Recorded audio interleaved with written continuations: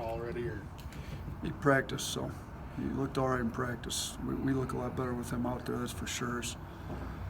Obviously, his shot making is a big deal.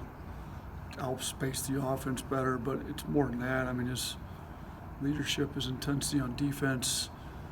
We need more long, athletic defenders. It just had him out there. We look a lot better. So, yeah, I'm planning on playing him, barring any setback after today's practice. But he practiced. He went through just about the whole thing today. He told us that he told his teammates to not go easy on him. What does that say about his toughness?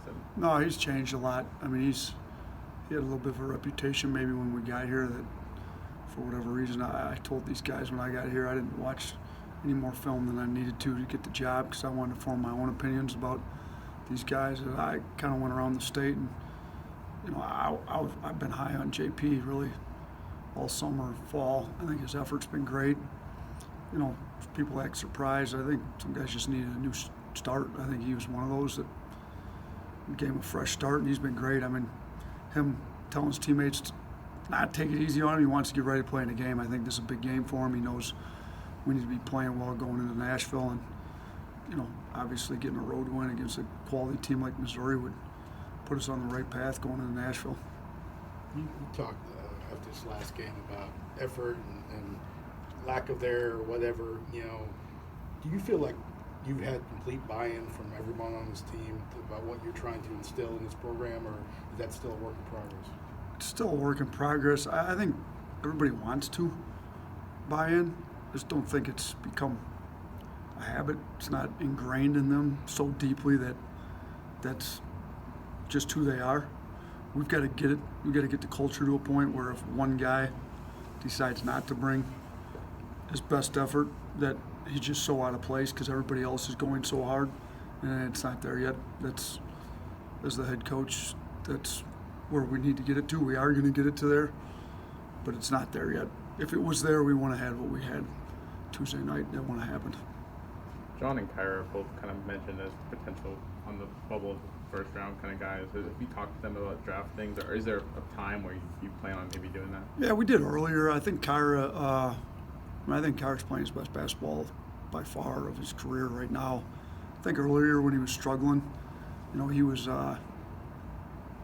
obviously had some contact with different agents, and he's been on, ever since the great freshman year he had and how young he is, he's been on that, projected first, second round, whatever it is. I kind of just sat down and the best thing you can do for your draft stock is to play well. The best thing you can do to play well is to ignore all the distractions.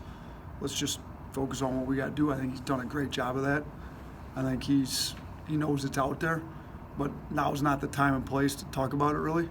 So since, a month and a half ago, since we kind of just sat down, get back to having fun, relax, lead this team.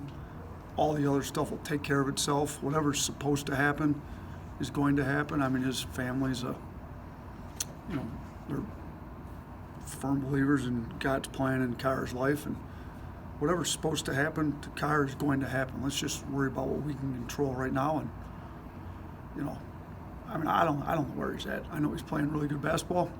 My guess would be there's going to be some teams that want him really bad with his potential, his upside, what he's producing right now. If I told him from day one, would I love to coach him for 2-3 years? Yeah, I would. But would I love to get him where he's trying to go? Yeah, I'd love to do that. And in my career, I've found just do what's right by the kid every single time, and it always works out. So if we come in and he plays well in our program to the point where we could have a first-round pick, I think that would help us tremendously in recruiting moving forward, what he was able to do in our system. If I'm able to coach him for another year, that's great too. He's a great kid. I love coaching him. So whatever happens, there's going to be positives for us and positives for him. And, my guess would be leaning more towards being a first-round pick. But I think all that stuff will get determined after the year. We won't know any of that stuff till the spring. There was a clip from this last game that has kind of caught fans' attention and went viral when you were mic'd up. Can you kind of talk about the emotions of back in the moment? I saw it. My assistants remembered it. Sometimes I don't remember exactly what was said at what time. My assistants remembered it a lot more vivid than me. They said they had it a little bit wrong, but it's essentially correct. There's guesses as to who it was about. I'm not getting into all that. All I know is we weren't bringing an effort we needed to. Look, ideally that camera's not in the timeout at that time. It happened. Just saying, everybody wants to eat the sausage after it's made. Nobody wants to see the sausage get made. They don't know what, I don't think most of you guys would want to be in some of our practices. The public's not supposed to be in the middle of our timeouts. I love all of our guys, but some of them weren't bringing the effort we needed to. Some of them didn't have the attitude we needed to at that particular stretch of the game. And, I think our guys are mature enough to know, they're going to get called out. I've told them from day one, I'm going to be honest with you, I'm going to love you. We're going to do what's best for you, but sometimes, the Bible verse I gave them this morning. We weren't talking about that either. We're talking about something else, but, I'm going to paraphrase it a little bit here, but, the kisses of an enemy are deceitful, but the wounds of a friend, it talks about sometimes people that really care about you speak the truth to you. Sometimes it's not exactly in, different tone, maybe. Listen to what we're saying, not the tone we're giving it to you. And in the middle of the game, there's needs to be some intensity to us, and I didn't think we had any intensity, and I thought we call it BCD. We had a little bit of BCD going on in the huddle, blaming, complaining, defending. We try not to have any of that going on in the program. Guys defending themselves, complaining about stuff, blaming, was too much of it. So, yeah, we'll probably have the cameras out of the huddles from now on, but yeah, I saw that got caught a little bit. If that's an issue as far as getting on guys, could you ask Coach Saban? I've been in a few practices over there. I think they get after a little bit over there. Not to you specifically, but in general, I was watching a game the other night that was decided by technical fouls. Yeah, I saw that one. And I wonder if that should ever happen, or is the technical foul penalty the right one, or are men getting technical fouls for pretty subjective reasons? And I'm not talking about you specifically. Yeah, I know, because I know the game you're talking about, and it's unfortunate that it happened. The NBA's gone to, I think, only one free throw in a tech, so it's a little bit less punitive, being that a lot of times it's subjective. And I don't know what was said, so I can't speak to, was it right, wrong, whatever. I don't know. I will say this. I think you guys got access to all the records. I'm pretty confident that I had 4 technicals in 4 years at Buffalo. I believe I've got 6 here now. So I don't know if it's just me.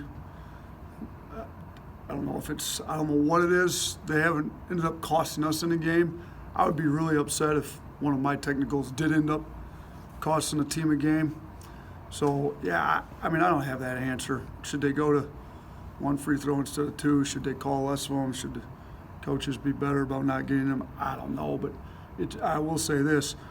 I think everybody in the game of basketball wants to say that the game was decided on the floor, and when stuff off the floor, all of a sudden you're given 4 free points and you lose a game by 3, I think is in the game you're referring to, that maybe that game wasn't 100% decided on the floor, and that's unfortunate. Again, I don't know whose fault it would be, but it's unfortunate. You guys are the first SEC team to install that new NOAA basketball technology. Is that something you guys have already done? And can you kind of just explain that a little bit? Yeah, so NOAA, I was a high school coach. They had NOAA. We had a salesman up in Detroit. So it's based out of Alabama here. So it's a system where basically gives you verbal feedback on your shot. It also gives you feedback you can print out or whatever. It's basically on the arc of your shot. It's probably the most predictive thing as to whether your shot's going to go in or not, how consistent your arc is. So they've got cameras and whatever. We've got it installed in the main arena now. They're going to install it in the practice gym right after the season, so we'll have it in both. But it's just to help with the shooting, free throws, jumpers, everything. And it's going to get, I think, in the practice gym to the point where it's able to recognize each player throughout all practice. And so not just your shooting drills, but every shot you take in practice. So again, are you getting game quality shots? It's an easier way to help. Like, you can shoot in practice with nobody on you, and I think we've got too many guys that shoot at half speed. And then all of a sudden you get in practice where there's defense, and then all of a sudden your shot looks different. So there's all different ways you can use it, but I think any way we can help our guys improve themselves individually, like we'll do it. So yeah, I'm interested. I haven't gotten any of the. I mean, literally just got installed like a week or two ago, so I haven't really used it yet. Like with all the printouts and any of that stuff for me yet. Personally, I think some of the guys have just kind of tried it out themselves. Another question. You mentioned going into this game and the importance of going into Nashville on a win, you know, or at least some momentum. How big is momentum at this time of year, especially when trying to create it, which has been difficult, and then using it in the postseason? Yeah, I think it's big to be playing your best basketball come March. I talked to our guys about that too. Like, you know, we're in March now. We shouldn't have just played at one of our worst games. Like, this is not. We're supposed to be peaking right now. So I think it's big that we do play well. You know, you also see teams that maybe have lost a few walk into a conference tournament. Maybe they need a loss to wake them up and then go on a run then. So whatever we needed, hopefully we got it. But it would be great to get a game to build our confidence. I think confidence is a huge deal in basketball. You need confidence to play well on offense. You need confidence that your defense. You need confidence. So playing well at Missouri would help our confidence out quite a bit going into that SEC tournament. All right, thank you guys.